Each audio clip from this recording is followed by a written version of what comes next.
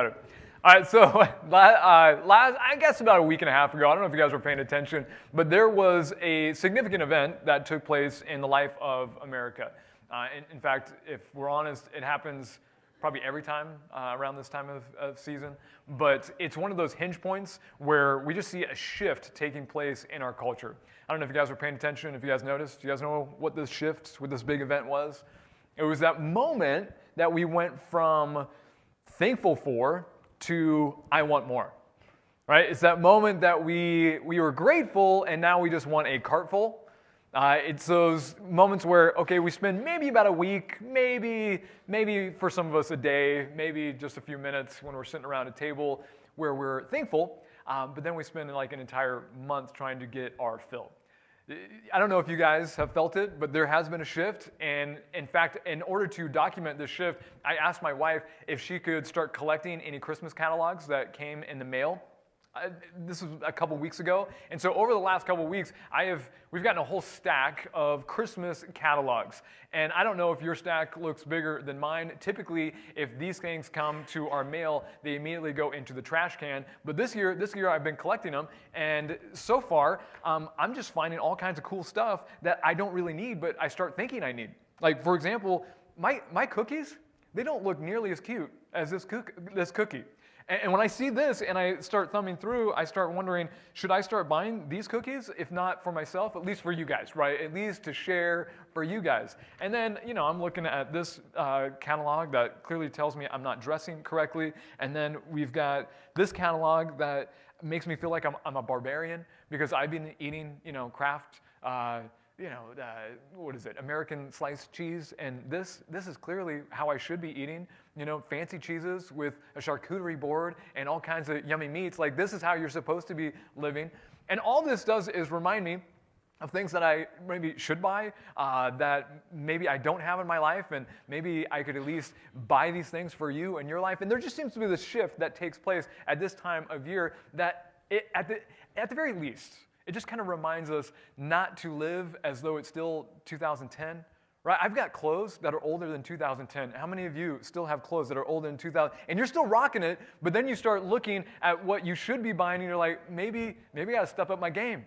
And maybe you've got furniture that dates to the 90s, and it's still fairly comfortable, but then you start looking through the catalog, and you're like, man, maybe I need an upgrade.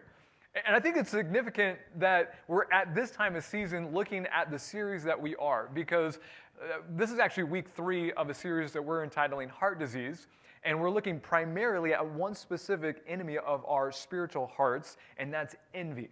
And what is envy? Envy is when you look at what someone has, and it reminds you of what you lack.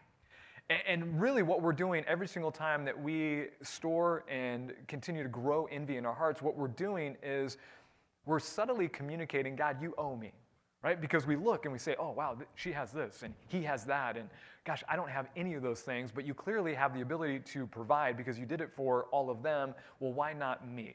So every single time we have envy in our heart, we're just subtly communicating, God, you owe me. Now, today what we're going to do is we're going to look at another aspect of envy.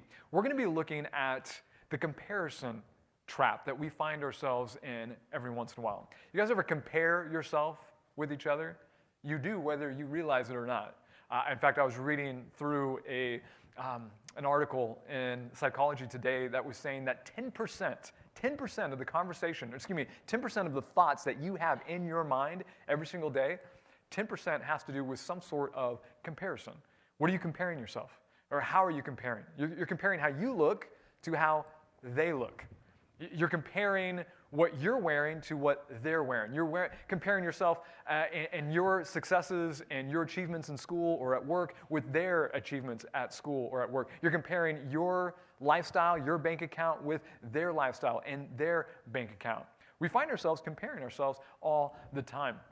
In fact, isn't it true, even if you're like, no, I'm above envy, I'm above comparison, isn't it true, though, that there's at least one person in your life, probably several people in your life, that you just look to make sure that you're doing okay? Like, you look at them and you just want to see, okay, how am I doing? And so you look at them to see how you're doing. Maybe it's a neighbor. Have you ever done one of these things? Like, you just kind of look out the window and you're like, Okay, what's the neighbor up to? Oh, okay, well, they've got some paint chipping on their house, and they haven't mowed the lawn in like 3 weeks. Okay, cool. You know what? Maybe I don't have to mow the lawn this weekend. That's okay. But if like Mr. So-and-so is out there again painting his house and putting new shingles and making sure that the lawn is like pristine, you're like, oh, darn it. Now I got to go out and right? Have you ever done one of those things? Am I doing okay? Maybe it's not a neighbor. Maybe it's a neighborhood. Have you ever driven through a neighborhood before? And as you're driving, you're looking around and you're like, ooh, if I lived here, I know I would be doing okay. Like this would be evidence that I'm doing okay. Or maybe it's not a neighborhood. Maybe it's a sibling. Maybe it's a brother or a sister. Maybe it's not a brother or sister. Maybe it's a brother and sister-in-law. And when you look at their life, what do? You compare and you think to yourself, well, my goodness, they're a train wreck. And because they're a train wreck, I'm doing okay. Like as long as I'm doing better than them, like that's good. Or maybe you look at them and you go, man, I got to step it up. Like they're doing really well. They're doing better than I am. Why do we do this? I think sometimes it's that subtle voice, that subtle question, that subtle comment that's being whispered in our minds. It's that whisper that says, if you had more of what they have, well, then you would be acceptable. Then you would be respectable. Then you would be lovable. And it's that whisper that we oftentimes hear in our minds that will lead us to the land of faster than probably almost anything else. You know what I mean when I say the land of Some of you have probably heard of the land of Let's go to the next slide. What is the land of It's this magical land that if you were rich-er, if you were skinny-er, smart-er, taller, prettier, healthier, cooler, funnier, hipper, well then you would be loved. Then you would be accepted. Then you would have respect. And for some of you, you're like, you know what? I don't want to enter the land of I want to enter the land of Est. You guys know the land of Est? Right? Let's go to the next slide. What's the land of Est? You don't want to just be faster. You want to be fastest. You don't want to just be great or greater. You want to be greatest. You don't want to just be smart. You don't want to be smarter. You want to be smartest. And I think it's important to note that I think having ambition and wanting to achieve, that's a God-given thing. Like God is more than comfortable with you trying to do great things with your life. But like everything, sin has a way of stepping in and distorting and warping that, and it turns into something that's ugly in our lives. In fact, every single time that you decide to enter the land of or Est, do you realize that you're making a commitment to doing something? Like every single time you decide, I'm going to enter the land of I got to have I got to be Est. Every single time, what you're doing is this. Did you catch what I just did? Every single time you enter the land of you're going like this. What are you doing? You're comparing yourself. You have to. Because if you're not comparing yourself to him or her or them, how are you going to know if you're richer? How are you going to know if you're smarter? How do you know if you're fastest? You have to compare. And really, two really ugly things enter our hearts and our minds and our lives when we decide to live out this comparison trap that we can find ourselves in. First of all, when you start looking to the right and you start looking to the left and you start comparing yourself to other people, you are going to find that there are some people who are skinnier than you. And you're going to find that some people, their skin has less blemishes than you. And their skin is less wrinkly than you, even though you're the same age, right? They have more hair on their head, even though like you're younger than they are. You're going to notice that their achievements are greater than your achievements. And you know what that ends up doing in your heart, in your life? It creates a lack of contentment in your life. See, you cannot be content and at the same time compare. It's just not going to work out. So on one hand, it creates this lack of contentment in our hearts. And second, it actually, well, let's look at it this way. When you look to the right, you'll at times find some people who, well, they're just not as successful as you. And you'll look to the left and you'll realize, well, they're not as rich as you. And they actually maybe aren't as attractive as you. And you have more achievements than they do. And you know what happens in that moment? You start feeling superior. You start feeling superior. Isn't that just like the most beautiful, most attractive thing about us, right? Isn't it? Like when you look at, your friend and you notice that they didn't go to the prayer meeting. You're like, what? They didn't go to the prayer meeting? I went to the prayer meeting. And he's like Mr. Christian. And he didn't go to the prayer meeting? I must be a better Christian than them. Wait, she didn't know the right answer? I thought she was smart. But she didn't know I knew the right answer. I must be smarter than her. And so what happens when you compare yourself to other people? Two things. Either you will find yourself feeling superior to those around you or inferior to those around you. And neither are very attractive places to be. In fact, some of you have gone and you've entered very ugly spaces of your life because of comparison. Some of you have actually stared at some people's lifestyles for so long that you decided that you were going to go ahead and go into debt in order to achieve that lifestyle. You bought the stuff that you actually didn't have money to buy, and now every single day you feel this weight, this burden, this pressure of debt because you were trying to achieve a lifestyle that you did not have the financial means to afford. Some of you are trying to practically diet yourself to death, trying to obtain a certain body image that is impossible to obtain. Others of you, you're just driving the people around you crazy because of your comparison. You're driving the people around you at work crazy because you think you're so superior to all of them. And they just keep thinking, man, what an arrogant jerk. And you're driving them crazy. And still others, maybe it's your kids, you're driving your kids crazy because you just want what's best for them. At least that's what you tell yourself. And so you try to motivate them. And so you look at your kids and you say, I just want you to reach your fullest potential. But that's not true. You want them to reach the potential that you see all these other kids reaching. And maybe that's not for your kids. And you're driving your kids crazy like, Mom, Dad, I can't do what he does. But that's what you want because you're comparing. And still, I think you're probably driving yourself crazy. Anyone who lives in this land of this land of S, constantly looking to the right, to the left, behind them, what are all these other people doing around? It's driving you crazy because what you're getting, what you're experiencing is a picture of what your life maybe should look like, but then you're not actually obtaining it, and it's driving you nuts. And so here's what we're going to do today. We're going to explore a section of Scripture where we're going to see some comparing going on. And then we're going to see how Jesus begins to heal hearts and minds. And hopefully he can do the same with us when it comes to envy and when it comes to this comparison that we oftentimes live out. So if you have your Bibles, go ahead and turn to John chapter 20. While you're going to John chapter 20, I want to share some insights that you might not have thought about before. So who wrote the Gospel of John, which is the gospel that you're turning to? It's who?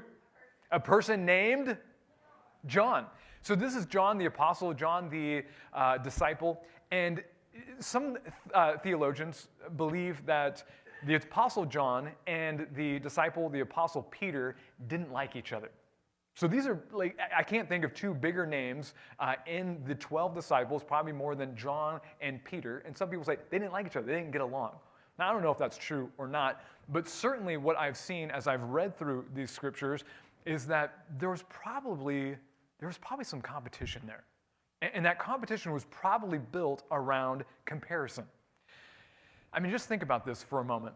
Let's just analyze Peter and John. They certainly have their own strengths, and they probably have their own weaknesses, just like the rest of us. But Peter, let's just think about one of his strengths. One of his strengths is certainly that he's bold and direct. If you've ever read through the Gospels, if you've ever read even some of his letters, he's very bold and direct. That's good. That served him well. But at the same time, if you were John, that was kind of annoying at times. Those moments where Jesus might ask a question, John's one of those thinkers, right? He has to process a little while. He was probably the last one to write his Gospels. Why? Because he was just kind of formulating his ideas. And so, although he knew probably the right answer, he was still thinking about what the right answer is. And then who's Peter? He's the one that just throws out whatever's on his mind, and he just lands on the right answer, probably by happenstance. And so it's one of those annoying things. Jesus says, hey, who do people say that I am? Who do you say that I am? And John knows the right answer. He's about to say the right answer, but then what does Peter do? Peter's like, you're the Christ. You're the Son of the living God.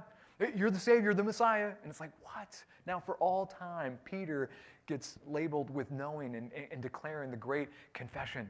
I was this close, but loudmouth Peter, right?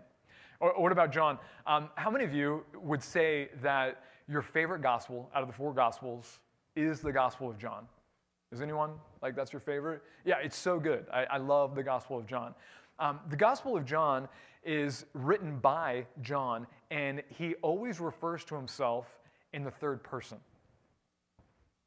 That's annoying. Like that is annoying. Like maybe you know people that refer to themselves in the third person. Maybe you are somebody who refers to yourself in the third person. God bless you, but that's annoying. Like that's annoying. So you know that had to just kind of irritate Peter. And then you've got Peter who's got this tremendous faith. I mean, he's got this tremendous faith and he does all these really crazy things, and sometimes it's ridiculous and sometimes it's like, wow, how did you have that faith? You know that was cool, but also if you're John, that had to have been annoying from time to time. Like Peter jumps out of the boat and he's actually walking on the water with Jesus. And John has got to be thinking, why didn't I do that? Well, I can't be a copycat now. Look at him. And then when he comes back in the boat, like soaking wet, you know John was like, I totally would have kept my eyes on Jesus the entire time. Like that, what's wrong with you? Yeah, maybe, I don't know. Maybe I'm reading into it, but I think that probably might have happened. And then you've got John, again, in his gospel. How does he refer to himself? He refers to himself as the disciple that Jesus... So, granted, like you read through the Gospels and you know that Jesus has a special relationship with John. He and others like Peter are able to experience this wonderful moment where Jesus is transfigured on the mountain. And then there's these wonderful moments where John gets to be right next to Jesus at the Last Supper. And so there's obviously a closeness. But you know what he's saying when he says, I'm the disciple that Jesus loved? He's saying, I was his favorite. I was Jesus' favorite. I was number one guy. That would have driven me nuts, right? If you're Peter, that's super annoying. So you can already see kind of built in just to these guys' personalities that maybe there was a little bit of competition. And we're going to see this competition played out in chapter 20 of John. So if you're not sure what's happening in this chapter, Jesus has died. He's been crucified. 3 days he's spent in the tomb. And then Mary and some of the other ladies show up, and they can't find his body. And so Mary goes to where John and Peter are to share this news with them. This is where we're going to pick up the story. Again, John chapter 20, starting in verse 2. So she came running to Simon Peter and the other disciple, the one Jesus loved, and said, they have taken the Lord out of the tomb, and we don't know where they have put him. So Peter and the other disciples started for the tomb. Okay, here's what I want you to do now. I want you to try to count how many times John reminds us, communicates to us that he beat Peter in a foot race, okay? Just try to keep up with how many times he does this. Both were running, but the other disciple outran Peter, number one, and reached the tomb first. He bent over and looked in at the strips of linen lying there, but did not go in. Then Simon Peter came along behind him and went straight into the tomb. He saw the strips of linen lying there, as well as the cloth that had been wrapped around Jesus' head. The cloth was still lying in its place, separated from the linen. Finally, the other disciple who had reached the tomb first also went inside. He saw and believed. What are we hearing?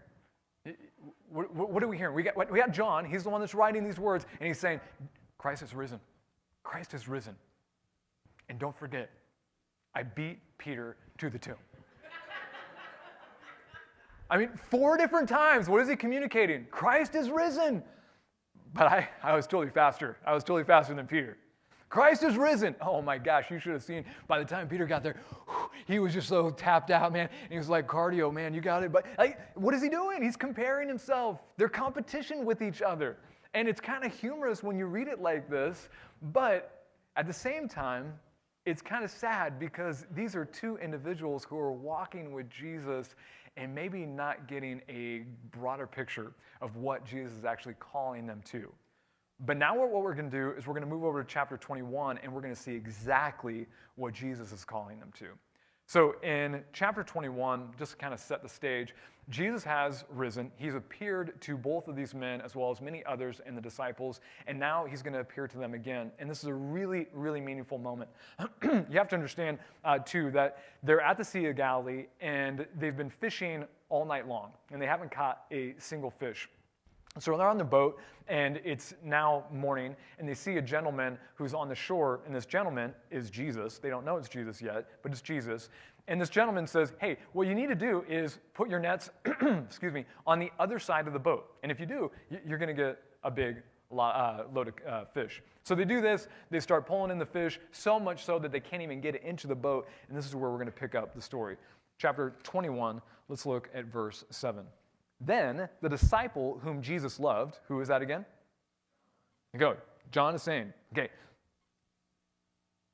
John said to Peter, it is the Lord. Okay, so again, they're pulling in all the fish, and this is the light bulb moment for John. Okay, that's not just some guy, that is Jesus. And what is he communicating? So that throughout all history, we all know, he figured it out first. Like, he figured it out first, and Peter totally would have missed it if he hadn't been like, bro, it's Jesus. And then, once Peter finally figures it out, there's still a little bit of an interchange here. As soon as Simon Peter heard him say, it is the Lord, he wrapped his outer garments around him, for he had taken it off, and jumped into the water. The other disciples followed in the boat, towing the net full of fish, for they were not far from shore, about 100 yards. Again, there's a little bit of a dig there, right? Crazy Peter, guess what he did, guys? Yeah, he jumped in the water. But it wasn't even necessary. I mean, we weren't even that far away. We were about 100 yards away. The boat was keeping pace with Peter the whole time. I mean, the only thing that he got was wet. So, we all showed up. Now, at this point, this is where the power of the narrative really is found. And I need to give you a little bit of background. I don't think I need to give a whole lot of background because you guys already know it. But just in case you don't, let me give the background. So we've got Jesus before the crucifixion warning his disciples, it's going to get bad. Like, it's going to get ugly. I'm going to be mistreated, and you guys are going to get scared, and you're going to run off, and you're going to abandon me. And Peter hears this, and he's like, it's not going to happen. I will go to the grave for you. And Jesus just kind of shakes his head and says, I wish that was the case, but it's not going to happen. And then Peter even goes a step further, and he digs his disciples, the other disciples, and he says, hey, maybe Jesus, these guys, but me? No. You and me, I will die for you. Jesus shakes his head, well, all right, we'll see. You guys know the story. 3 times he denies Jesus, knowing Jesus. That third denial, they lock eyes, and Peter's just full of shame and guilt. And he runs away just with deep regret in his heart. And so now he has had a few encounters with Jesus, but this is going to be probably the most meaningful encounter that Jesus has with Peter. Not only is it going to create a healing for Peter, but it's also going to create a calling in his life, a commissioning in his life. What we're going to see happening is Jesus is going to have this strange conversation where he basically says, Peter, do you love me? And Peter's immediate reaction is, of course I love you. And then Jesus says, well, then what you need to do is you need to feed my lambs. And then he follows it up with, Peter, do you love me? Yeah, you know I love you. Okay, I need to take care of my sheep. Peter, do you love me? Yeah, Lord, you know I love you. Okay, feed my sheep. You guys know 3 times, right? 3 times he communicates, hey, do you love me? Okay, here's your calling. Here's your task. Here's the lane that I want you to run in. This is what you are called to do. 3 times. It's not insignificant because we've got 3 denials, and then we've got these 3 moments where it's like, hey, let's get back into a right relationship. Forgiveness and grace and mercy is yours, but you also have a calling in your life. And so this, for Peter, is a huge moment where he is reconciled with Christ, but then he's given this calling in his life. So imagine he's just had that encounter. He's just had that moment with Jesus. And now Jesus and he are walking along the shore. And this is where we pick it up in verse 20. It says, Peter, turned and saw that the disciple whom Jesus loved was following them. So he's just had this healing moment. He's walking with Jesus. And what is he doing? Oh, there's my competition. Oh, there's John again. There's my competition. What does he say to Jesus? Verse 21. When Peter saw him, he asked, Lord, what about him? What about that guy? What about my competition? What about that really annoying guy who refers to himself in the third person and he thinks he's your favorite. What about him? You've called me to feed your sheep. Does he have a cooler task? Does he have a task that's going to cause even, a greater impact in the kingdom? What about him? What about him? Jesus explains things very clearly to Peter. Verse 22. If I want him to remain alive until I return, what is that to you? What is that to you? Just very clearly, it's like, hey, Peter, why are you worried so much about what John's doing? Why is that even in your head right now? Didn't you just hear what I called you to? Is that not enough? Are you searching for more? And then he goes very specifically, here's your task, Peter, you must follow me. What is your task? What is your calling? What do you need to do? You need to keep your eyes focused on me. You need to follow me, Peter. Here's what we need to understand. You and I will never be able to live out our calling for Christ if we're constantly comparing ourselves to other people.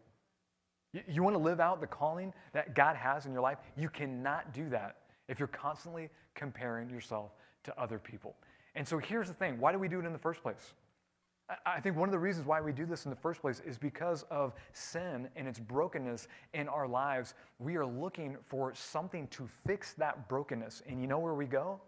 We go to the land of Ur. Oh, if I'm a little smarter, if I'm a little richer, if I'm the most successful, if I'm the greatest, well then that will heal the brokenness in my heart and in my soul. But what is the reality? God is the only one that can fix the brokenness in you. He's the only one that can do it. But we search and we compare and we glance to our left and we glance to our right and we look behind us and we try to figure it out this way, but it will never happen. So what are we to do? I think we need to begin asking ourselves a question, and maybe even want to write this question down, but we're going to have it on the screen. The question I want you guys to ask yourself is, who or what is going to define your worth? Who or what is ultimately going to define your worth? Because some of you are living for a father who is no longer living. Some of you are waiting and hoping for the approval of a mother, and you're never going to receive that approval. Some of you are living for an ex-spouse, an ex-husband, an ex-wife. I'll show them. Man, they're going to really regret it. And they don't even care because they've moved on, but you're the one holding on. Some of you, you're living for a relationship. You're living for a friendship. You're wanting something that it will never fully deliver. It will never fully heal the brokenness that you have in your life. And so we need to ask that question. Okay, who or what is going to define my worth? And I know I'm talking primarily to Christians here. And so I think most of you at least know the right answer. You may not be living the right answer, but you at least know the right answer. The right answer is Christ, right? Who or what is going to define you? It's Jesus. That is the right answer. Anything other than Jesus, you are running a race that you will never be able to win. And so we need to ask ourselves on a regular basis, okay, wait, who or what am I living for right now? Am I turning to the right? Am I turning to the left? Am I comparing myself? Trying to find some trying to find some S that's going to satisfy what only God can satisfy? In the book of Hebrews, we get a glimpse as to the fact that we all have a race. Like Peter's sitting down with Jesus, and Jesus says very clearly, your lane that you need to run in, that you need to sprint in, and it's going to be a marathon sprinting, well, here it is, feed my sheep. But what is your race? You guys realize that you even have a race? In Hebrews chapter 12, verse 1, it talks about this race. It says, let us run with perseverance the race marked out for us. Did you guys catch that? You have a race. You have a calling. You have a lane that you're supposed to be running in. My lane, my race, is probably not your race. There may be similarities, but I have my own calling. I have my own race. I have my own lane that I'm running in. Do you know what yours is? And how are you supposed to actually be running? How are you supposed to be living this out? Well, verse 2 explains. Fixing our eyes on what? On Jesus, the pioneer, the perfecter of faith. You want to know how to run? You want to know how to live?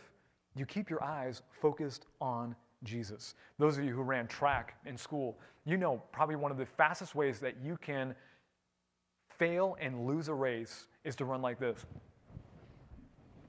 You're going to run like that, looking at where everybody else is, and you're going to lose that race. But if you keep your focus, if you keep your eyes on the finish line, running as hard and as fast as you can, you are probably going to get there a little bit faster. And the difference between running the race of life that God is calling you to and a high school race is the fact that you may see people who are passing you up. You may be able to see people who are falling off to the other side, but what you're going to do is not fill your heart with envy, not compare yourself, because here's the deal. Your race is not their race. Your lane is not their lane.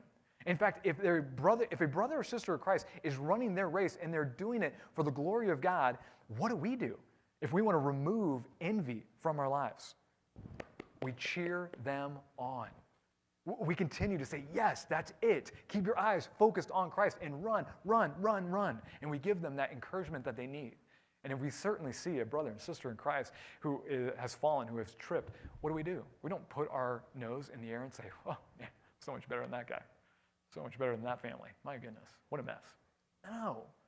We pause and we encourage, we lift them up and say, hey, you know what? I think you've lost sight of what you need to be looking at. Fix your eyes on Christ. This is the race that is for you.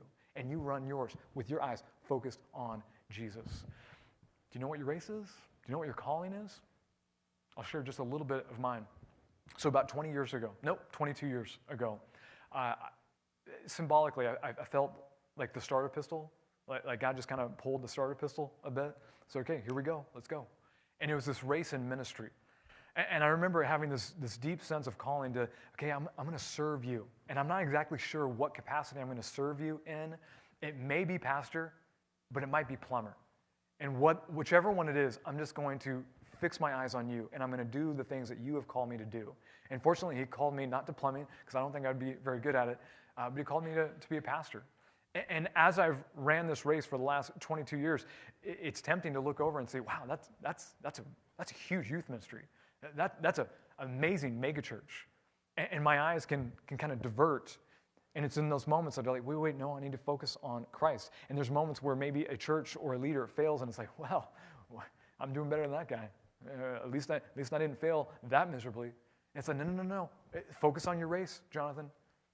I'm not called, at least currently right here, to be the pastor of a megachurch, but God has given me a lane to be a pastor of an amazing church called Anderson Christian Church. And what am I doing? I'm running this race with my eyes as much as I can focused on Christ. And about 20 years ago, not quite yet 20, God said, hey, how about you need a partner. You need a partner in this race because you could run it better with a partner. And what's interesting is God did not say that this partnership was to be a race to be the most attractive couple out there and not to be the most successful, the richest, the greatest couple out there. But you know what? God did specifically call me to love, respect, to serve, and honor my wife. And every single year that goes by and we're still together and we're keeping our eyes focused on Christ, and there's love, there's respect, there's encouragement, the same love, respect, and encouragement that Christ demonstrated to me and to you, the church, and that's still manifesting itself in our marriage. Guys, that is a huge win, not only for me, but for the kingdom. And just over 14 years ago, God said, you know what? You guys are a great partner, but you could use some help. How about some kids? And so he gave us some kids. And I'm doing my best to train because God has given me a calling on my life to train my children to know and love God with all their heart, with all their mind, with all their soul, and all their strength. And that's the lane that I'm running in. And as you've probably heard, I've got 5 kids, 5 boys, and 4 of them have given their life to Christ in baptism. Every single time they've made that decision, it's like, whew, that's a win. That's a win not only for me, but a win for the kingdom. Do you guys know what your race is? Do you know what you're running? Are you keeping your eyes focused on Christ? Because here's the thing. Some of you feel like you're being called, or there's a sense of, as you're comparing yourself to other people, I've got to have the greatest company, and it's got to be this international company, and it's making billions of dollars. Here's the thing, God may not be calling you to have an international company, but every single day you walk into that place of employment, and you live with integrity, and you live with diligence in your heart, and you do it for Christ and His name. That is a win for you, and it is a win for the kingdom.